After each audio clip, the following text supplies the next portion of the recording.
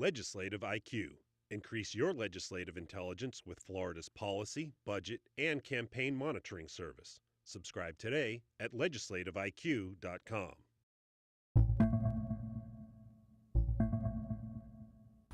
In 2017, an average of 16 Floridians died with opioids in their system each day. The year before, it was just 10.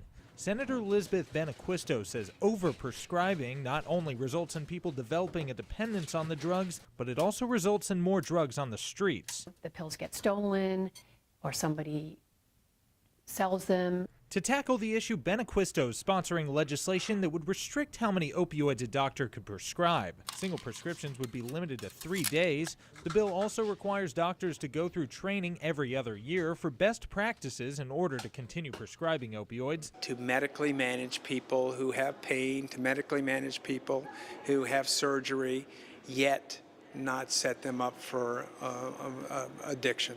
The state would also expand its prescription drug monitoring database by sharing the list with other states.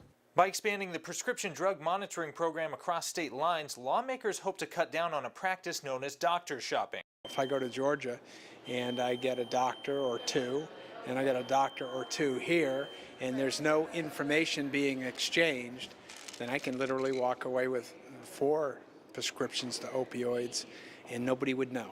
Doctors would be required to look up patients in the database before prescribing them opioids. To make sure that physicians are aware of what their patients are doing. If passed, Florida would be the second state to restrict prescriptions to 3 days. The only other state with such restrictions is Kentucky. In Tallahassee, I'm Jake Stofan.